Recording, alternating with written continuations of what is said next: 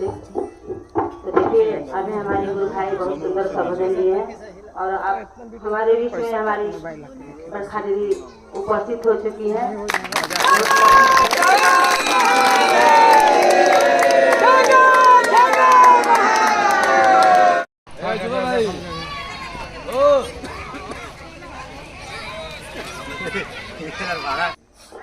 तो शांति से बैठिए, हमारी दीदी आप लोग के बीच में आएंगी, आपसे भी बात करेंगी और अपने भैया दीदी सबके साथ मिलेंगी, मिलने के लिए आई हैं। तो आप लोग शांति से बैठिए दीदी।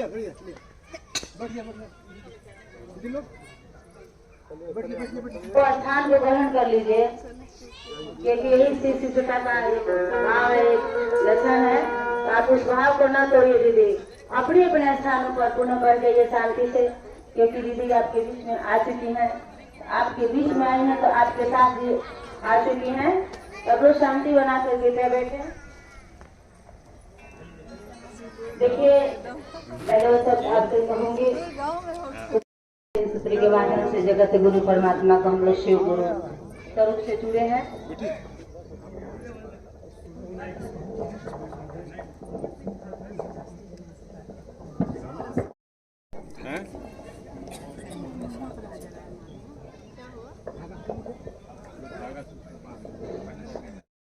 बैठे भैया,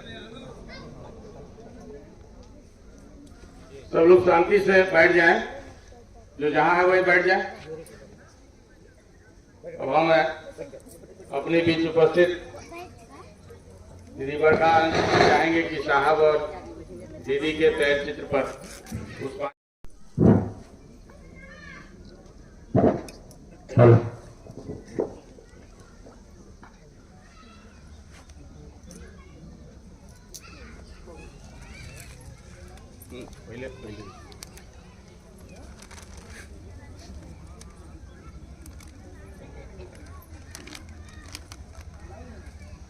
साहब प्रभु के द्वारा दीदी के द्वारा पुष्पांजलि भी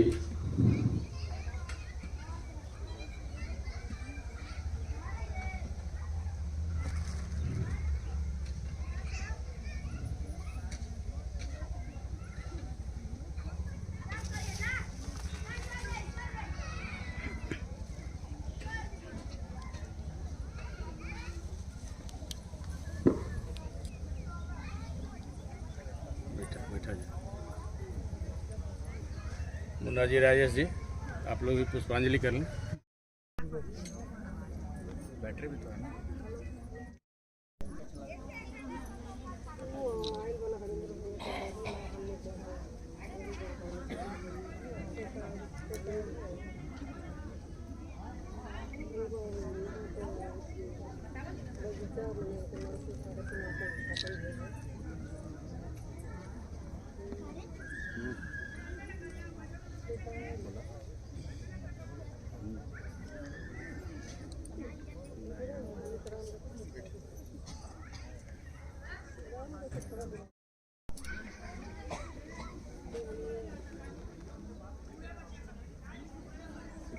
ट्रे उले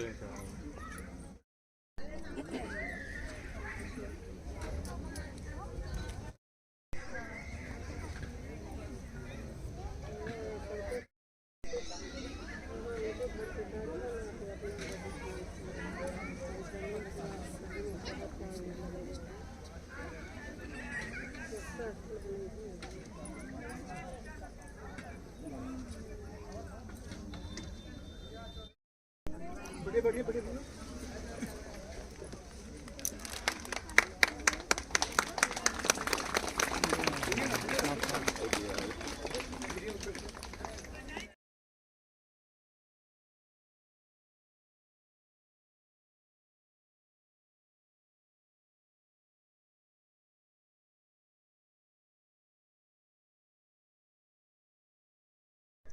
इस बात के लिए क्योंकि उनके प्रियतम का, उनके पिया का यह संकल्प ईश्वर जन जन के गुरु हैं। साहब श्री हरिंद्रानंद जी का संकल्प, दीदी माँ के साथ जिनका विवाह 22 मई 1972 को मनातू गढ़ में राजघराने में हुआ, हमको आपको मालूम है ना। तो उन्होंने आज भी अपने पिया के पावन संकल्प के दिशा में चलने वाले तमाम गुरु भाई गुरु बहन जो भी हैं सबको छाया प्रदान करती हैं, सुख प्रदान कर रही हैं। हमारा आपका एक ही उद्देश्य है इस जीवन में। साहब दीदी ने जो कहा है वह जो 3 सूत्र है जो हम आप करते हैं, इस 3 सूत्र का एक ही उद्देश्य है कि हमारा आपका मन उस शिव को अपना समझने लगे, अपना, जैसे बेटा को मकान को, जमीन को, गहना को, जेवर को, साड़ी को, कपड़ा को, संबंध को जैसे अपना समझता है। साहब ने कहा कि लिख के देता हूं कि मेरे गुरु शिव दुर्भाग्य के बादल से सौभाग्य की बिजली निकालते हैं। किसके दुर्भाग्य? हमारे आपके दुर्भाग्य। वह जीवन का जिस जीवन में गुरु नहीं। साहब ने कहा, उदाहरण देखे कि जैसे छिटकिनी के बिना दरवाजा का क्या भय, छिटकिनी के बिना दरवाजा का क्या वैल्यू, उसी तरह गुरु के बिना मानव जीवन। और लोगों को प्रेरित करते रहेंगे। जब लोगों को समझाने लगते हैं ना हम आप, तो हमको आपको समझ में आने लगता है। साहब ने कहा कि गुरु ने कहा है समझाने को भूल मत जाना, ये प्रक्रिया है तुमको समझने का, तुमको स्वयं भी समझने का कि शिव यथार्थ में आप मेरे गुरु हैं। इसलिए गुरु ने समझाने की प्रक्रिया दी, जो 1986 में आया बेगूसराय की धरती पर। सुबह सुबह आकाशवाणी हुई, साहब, हमारे आपके साहब को, शिव से हरेंद्रानंद जी को आकाशवाणी होती है कि तुम जो करते हो वो दूसरों को करने को कहो। और वहीं से सिलसिला चल पड़ा। आज करोड़ों हृदय में शिव विचार, भाव और लाखों के हृदय तल पे प्रेम का रूप ले रहे हैं। कमाल का रिजल्ट आ रहा है, कमाल का परिणाम है। जितने लोग हैं जिनके दिल में यह विचार चलते हैं, सबों के पास अनेक अनुभूति। आज यात्रा के दरमियान महानिया कैमूर की धरती पर हम आप साहब देवी के साथ उपस्थित हैं। देवी बरखानंद जी हमारे आपके बीच उपस्थित हैं। साहब देवी का गृहस्थ कुल जो है इस धरा धाम पर, उस गृहस्थ कुल की ज्येष्ठ कुल भी है, जैसा हम आप जानते हैं। उनको भी थोड़ी देर बाद हम आप सुनेंगे और निवेदन करेंगे कि हम लोग थोड़ी देर उधर बैठ जाएंगे और अपने मन को थोड़ी देर शांत करके नमन शिवाय के माध्यम से अपने गुरु शिव को प्रणाम करेंगे। एकदम शांत होके थोड़ी देर रुक जाइए, ठहर जाइए, रुक जाकर राहु थोड़ी देर। ये ठहराव मिला है साहब दीदी का आशीर्वाद है, वरना उनका भ्रमण कार्यक्रम काफी तीव्र हो गया है उनके शिवलिंग होने के उपरांत। पूरे हिंदुस्तान के बाहर से खबर आ रही है कि गुरु कार्य की गति तेज हो गई, यानी उनका भ्रमण और तीव्र हो गया। आज उनके भ्रमण का यह पड़ाव महानिया की पावन धरती कैमूर जिला साक्षी है। हम आप सभी बैठे हैं, हम सभी उनके गहने हैं साहब दीदी के। आइए हम सभी लोग थोड़ी देर उस तरफ बैठते हैं और अपने मन को शांत करके उस गुरु को नमः शिवाय के माध्यम से प्रणाम निवेदित करते हैं। उसके बाद हम लोग दीदी बरखानंद जी को सुनेंगे। फिर आगे की यात्रा है। 7 तारीख को महोत्सव है विक्रमगंज में, रोहतास जिला के विक्रमगंज में। आप सबों का स्वागत है। समय मिले तो जरूर आइएगा, क्योंकि वो आध्यात्मिक विलय का समारोह होता है साहब दीदी के साथ। आप सबों को प्रणाम है।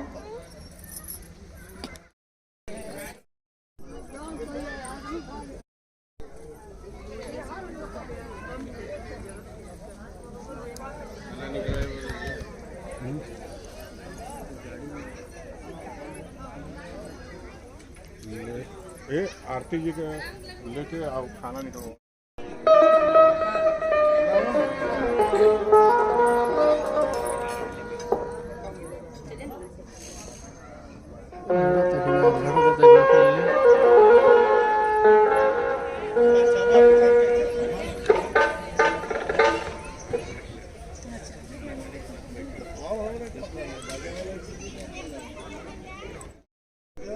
हेलो हेलो आइए दूसरे के भजन बा सुना करेंगे।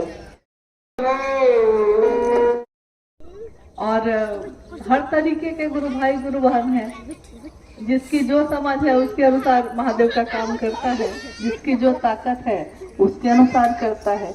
कोई अपने घर में ही सिर्फ कर पाता है, कोई गांव तक जाता है, कोई दूसरे शहर भी चला जाता है, कोई दूसरे राज्य भी जाकर महादेव का काम कर पाता है।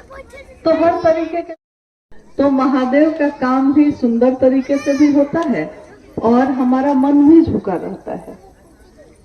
हमेशा साहब ने कहा कि अगर शिव की शिष्टता में आप पुराने हो गए हैं और गांव है ये, और इस गांव में हम लोग बैठे हैं। अभी मैंने उनको कहा कि साहब ने आपको कागज पे लिखकर कुछ दिया था, तो उन्होंने कहा हाँ, जन्मदिन था इनका और संजोग से हम लोग उसी दिन आकर रुके थे। साहब ने कागज पर लिख के दे दिया, वही आशीर्वाद हो गया। साधु का आशीर्वाद वही हो जाता है। वो मिट्टी भी उठाकर दे दें, वो बोल भी दें कुछ, तो सबसे बड़ा आशीर्वाद वही हो जाता है।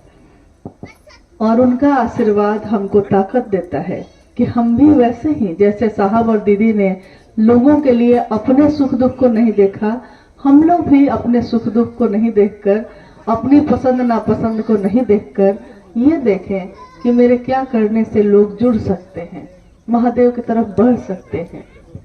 आज शिव की चर्चा की सही बात है, साहब ने सही कहा कि शिव की चर्चा की आंधी है, आंधी है और तेज हवा है। कहीं हम शिव शिष्यों की शिव की शिष्यता जो हमारे दिल में है, इस आंधी में कहीं उड़ न जाए, कहीं बह न जाए। इसके लिए पहला सूत्र जो है, यानी महादेव से दया मांगते रहना, इसकी बहुत ज्यादा जरूरत है। कि आंधी तो ये चलेगी ही, शिव शिष्यता की है, लेकिन बड़े बड़े पेड़ सिर्फ हिलते हैं और खड़े रहते हैं क्योंकि उनकी जड़ मजबूत होती है। हल्की हवा में भी उड़ जाते हैं, लेकिन तेज हवाओं में भी कोई दिया जलता रहता है। तेज हवा तूफान में भी कोई पेड़ खड़ा रहता है क्योंकि उसकी जड़ है, जमीन से जुड़ी हुई है।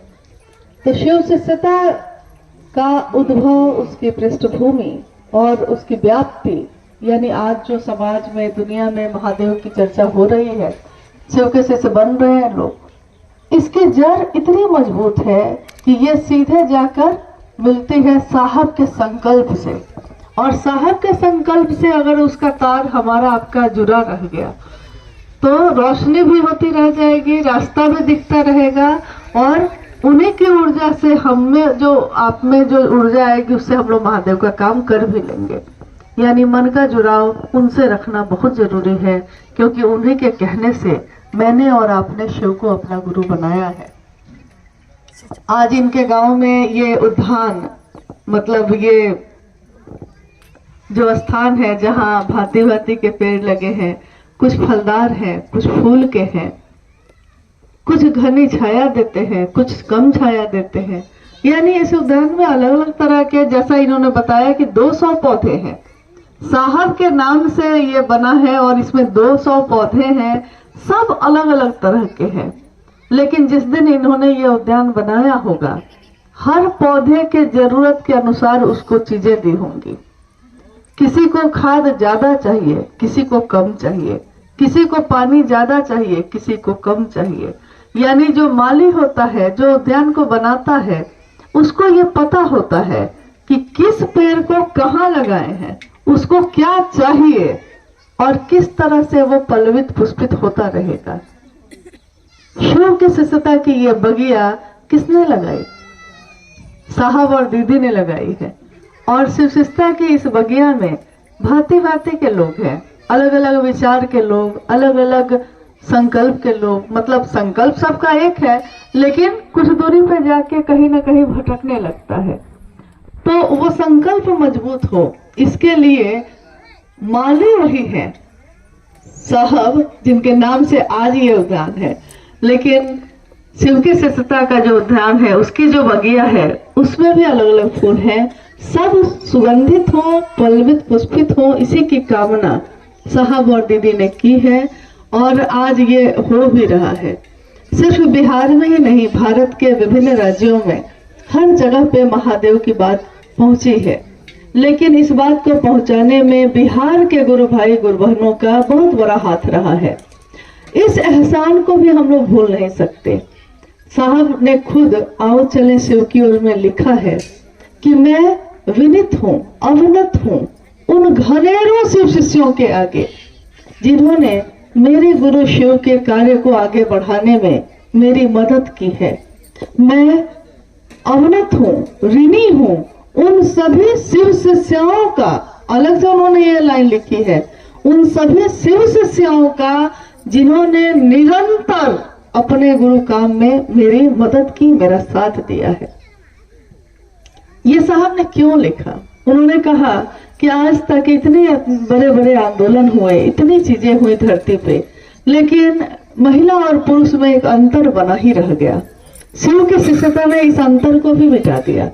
आज गांव में रहने वाली कोई गुरु बहन जब चर्चा करने बैठती है माइक लेकर, जैसे अभी हम लोग जाते समय सासाराम में थोड़ी देर रुके थे, वहां भी सुन रहे थे, कुछ गुरु बहन बोल रही थी। अभी भी हम लोग सुन रहे थे, कुछ गुरु बहन बोल रही थी। लगता है जैसे ये ज्ञान उनके अंदर कहाँ से उतरा है। कुछ तो शास्त्र पढ़ा नहीं, कोई किताब तो पढ़ी नहीं, लेकिन बस साहब के शिव से मिलते रह गए। साहब ने जिस शिव से जुड़ने की बात कही, उनसे मन का जुड़ाव करते रह गए, तो आज मन समझ गया है। कहते हैं कि दुनिया ये मिलेगी या नहीं मिलेगी, इसकी परवाह शिव के शिष्यों को नहीं है, लेकिन मेरा शिव मुझको मिल जाए इसकी परवाह है। जैसे कोई पति अपनी पत्नी के लिए सारी चीजों का इंतजाम कर देता है, घर भी बनाकर दे देता है, गहने भी दे देता है, पैसे कपड़े भी दे देता है, लेकिन पति का भाव अगर नहीं देता है तो उस पत्नी के लिए वो सारी चीज बेकार है। महादेव की पूजा में हम फूल, पुष्प, जल, दूध, बेलपत्र सब चढ़ाते रहे, लेकिन उसमें हमारा भाव शामिल नहीं हो तो महादेव के लिए वो सब बेकार है। मेरे मन का भाव ही नहीं चढ़ा तो क्या हुआ? अभी हम लोग रास्ते में एक गीत बजा तो मैंने कहा कि देखिए कितनी सुंदर पंक्ति है, गा रही है वो कि भगवान ने पूछा कि तुमको क्या चाहिए, तो उसने कहा कि आप मुझको दे दीजिए। तो भगवान ने कहा कि जा तुझको पूरा संसार मिले। एक महिला कह रही है भगवान को कि भगवान मुझको वरदान दीजिए। भगवान कहते हैं कि जा तुझको पूरा संसार मिले। वो कहती है संसार नहीं, मुझको साजन का प्यार मिले। संसार में मेरे किसी काम का नहीं है, लेकिन साजन का प्यार ही नहीं मिला तो किस काम का है? सारी चीजें बेकार हैं। महादेव से मेरा मन ही नहीं जुड़ा, शिव मेरे अपने गुरु नहीं हुए तो शिव की चर्चा करना भी बेकार है और तीनों सूत्र करना भी बेकार है। इसलिए मेरी विनती है, अनुरोध है कि जिस स्थान से साहब अनेक बार गुजरे, इस मोहनिया में कितनी बार वो रुके, अपना समय दिया है, उनका आशीर्वाद लगातार चल ही रहा है, अवेयरनेस सबको मिल ही रहा है। तो हम सब जहाँ भी रहें अपने गुरु का काम कर सकें, उनके काम को बढ़ाने की कोशिश करें। आपस में एक बिंदु पे जाकर एक हो जाना है हम लोग को, और एक दूसरे की मदद करनी है। क्योंकि पैर खींचना बहुत आसान काम होता है, मदद करना थोड़ा मुश्किल है। हम देखिए इंसान कैसी चीज होती है, हम लोग इंसान है ना। कोई फूल अगर सुंदर दिख जाए तो हम पूरे खुशी के साथ उसकी प्रशंसा करते हैं, कहते हैं ना, खुश होके कहते हैं कि देखो गुलाब का फूल कितना सुंदर है। गुलाब का फूल भी सुंदर है, लेकिन हम उस समय कहते हैं बहुत सुंदर है। पानी कहीं पीने रुक गए हैं, कहीं का पानी अच्छा नहीं है और कहीं का अच्छा मिल गया तो कहते हैं कितना साफ पानी है, कितना मीठा पानी है। यानी कि हम हर उस चीज की प्रशंसा खुले दिल से करते हैं। लेकिन जैसे ही हम लोग की बारी आती है एक दूसरे के बारे में कहने के लिए, तो उसमें हम लोग बहुत कंजूसी से काम लेते हैं, उतना खुला दिल से नहीं करते। कोई गुरु भाई अगर बहुत अच्छा महादेव का काम कर रहा है तो हमारे मुंह से नहीं निकलता कि अरे ये गुरु भाई बहुत अच्छा काम कर रहे हैं। करते हैं, अच्छा करते हैं, लेकिन एक दो चीज की कमी है। मतलब बड़ाई की है लेकिन नहीं किया, हाँ कुछ लेकिन लग गया। हाँ खुला नहीं होता। लेकिन तो जब भी मैं सोचती हूँ ये बात मुझे याद आता है, साहब तो जब भी देखा है तो जो गुरु भाई गुरु बहन आया उन्होंने उसका मनोबल बनाया, उसको कहा तुमने बहुत अच्छा काम किया, बड़ा अच्छा किया, आपने ये कार्यक्रम बड़ा अच्छा किया, आप महादेव का काम की बात लेकर वहां गए, आपने बड़ा अच्छा किया। उससे क्या हुआ, उस गुरु भाई गुरु बहन को मन मजबूत हुआ, उसको अच्छा लगा, उसको लगा कि अच्छा साहब को अच्छा लगा तो हम और करेंगे। नहीं, कोई गुरु भाई गुरु बहन एक दूसरे को कहते हैं कि अच्छा सही में मैं अच्छा काम किया मैंने, हम और करेंगे और तुम भी चलोगे। तो एक दूसरे की मदद, यानी एक ऐसा संसार, एक ऐसी दुनिया, एक ऐसा उद्यान जिसमें सारे फूल खिलखिला के हंस रहे हैं, क्योंकि फूल तो खिलखिला के हंसते हैं। लेकिन हम सब भी शिव को गुरु बनाकर इसी तरह अपने जीवन को हंसते खेलते गुजार सके, इसी की दया की याचना अपने गुरु से भी करते हैं, अपने सहयोगी से भी करते हैं। और अब हम लोग जाएंगे आगे, तो आप लोगों से अब विदा भी लेते हैं। फिर कभी समय रहा तो जरूर मिलने का सौभाग्य होगा।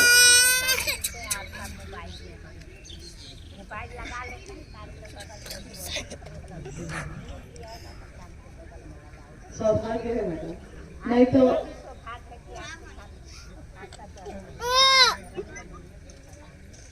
देखिए कोई नहीं जानता किसका सौभाग्य है ये। कोई आपकी बात सुनता है अगर, या मेरी सुनता हो या किसी की सुनता हो, तो हम लोग को हमेशा ये याद रखना होगा कि ये सारी बात, ये सारे भाव, ये सारे शब्द साहब हरिदास ने, मतलब कि किसी की बात सुनकर अगर उनकी याद आती है तो इसमें भी मेरा सौभाग्य कि अगर आपको ये सुन के साहब और दीदी की याद आती है, अपने गुरु शिव की याद आती है, तो साहब ने यही कहा है कि आप कहीं जाएं और आपके बात सुन के कोई 2 कदम शिव की तरफ बढ़ जाए, तो इससे बड़ा पुण्य कुछ और नहीं हो सकता, इससे बड़ा गुरु का काम कुछ और नहीं हो सकता। तो ये भी सौभाग्य है और आप लोग का प्रेम है। प्रेम किसी भी चीज से खरीदा नहीं जा सकता।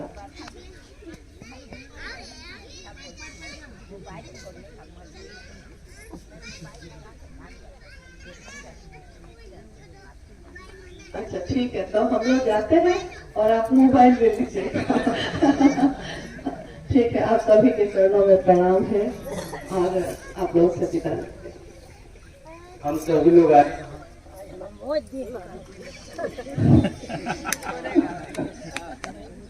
हमारे बीच गुरु भाई संतोष जी हैं, हम उनको यहाँ आमंत्रित करते हैं अपने बीच, अपने हृदय की जो बात ये कहना चाहते हैं। भाई संतोष।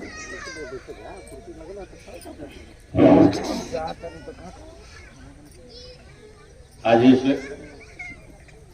क्रांतिकारी कला की धरती पर हम दीदी बरखा आनंद जी का हार्दिक स्वागत करते हैं, अभिनंदन करते हैं। साहब के बताए हुए रास्ते पर चलकर हम इस मुकाम पर पहुंचे हैं। बार बार साहब के कई एक संगोष्ठियों में वृक्ष धरा के घोषण है, जल संचय, कई एक तरह की संगोष्ठियां, प्रकृति को संरक्षित करने की संगोष्ठियां साहब ने बार बार आयोजन करवाते रहते थे और उसमें हम भागीदार होने का अवसर हमें भी मिलता है। हम तो इस जमीन पर आए थे तो बगल के एक भाई ने कहा कि मिट्टी डलवा दीजिए भैया, सालों भर इसमें सब्जी आपको खिलाएंगे। लेकिन जब मिट्टी पड़ा तो ये साहब ने जो बीज रोपा था हम सबों के दिमाग में, वो बात आई कि नहीं, वृक्ष लगाया जाए, इसको हरा भरा किया जाए। प्रकृति ही शिव है, शिव ही प्रकृति है, ऐसा साहब से हम लोगों ने सुना। शिव को अंगीकार करने के लिए, शिव को अपना भाव देने के लिए, शिव ही मेरे हैं, इसलिए इस प्रकृति से लगाव हुआ। और इस रूप में आज हम तो उस स्थिति में नहीं है। अब तो इस गांव के वो तुच्छ प्राणी है, बहुत बड़े किसान भी नहीं है, एक छोटा सा मामूली व्यक्ति है, लेकिन जज्बा है उस साहब के प्रति, उस शिव के प्रति। आशीर्वाद है साहब हरिंदानंद जी का, और साथ भी है, आशीर्वाद ही नहीं, हम तो कहते हैं कि साहब का साथ भी है। हमारा एक एक पल, एक एक सांस चलता है तो साहब हरिंदानंद जी के आशीर्वाद से चलता है, साहब के साथ से चलता है। तो पल प्रतिपल मैं साहब को अभी तक भूल नहीं पाता हूं और प्रयास यही रहता है कि हम साहब को नहीं भूले। धरती पर जितना दिन हम लोग रहें, साहब के साथ, साहब का सानिध्य मिलता रहे। आप सभी लोग बहुत कम समय की सूचना में, शॉर्ट नोटिस जो इंग्लिश में कहा जाता है, शॉर्ट नोटिस पर आप लोग आए और इस छोटी सी बगिया को आप लोगों ने बड़ा ही गुलजार कर दिया, बड़ा ही मेरा मन आह्लादित हुआ। और इस आह्लादित मन से हम आप सभी को साहब श्री के चरण वंदन करते हुए आप सभी को भी इस शिव से संतोष का प्रणाम। आप सभी को आने का बहुत बहुत आभार।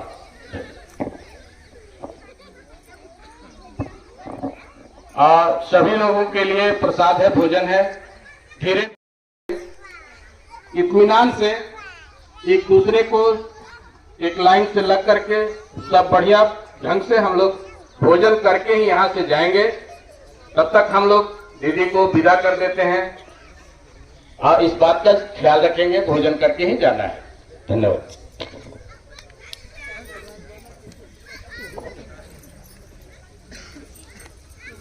आप लोग यहीं तक प्रणाम कर लीजिए। आप लोग यहीं तक रुकिएगा, आगे नहीं बढ़िएगा ताकि दीदी को कष्ट न हो।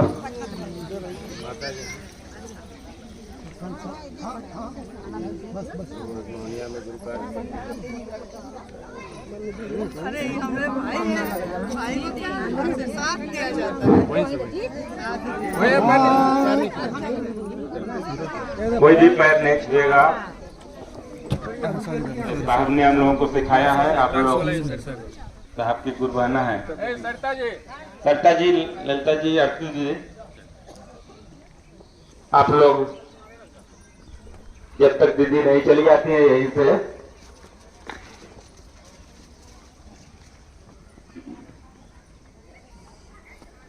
आइए। सरता जी कुदरा में बहुत बढ़िया काम करते हैं। नहीं, यहाँ के गुरु बहन बहुत बढ़िया काम करते हैं। थोड़ा सा कमेटी रांची जाइए अकेले में तो दोस्त भैया मत कीजिए, आप स्वयं जाइए। साथ थे तुम लोग जाते थे, लेकिन साथ दुनिया में बराबर मिल रहा है।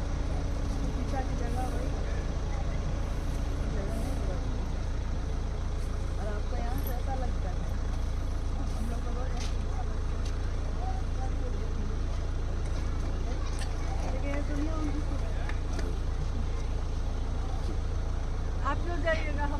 जाएंगे। जी। हाँ, आप फिर जाइए, खाना खाइए, चलो। चलो वो खिलवाइए।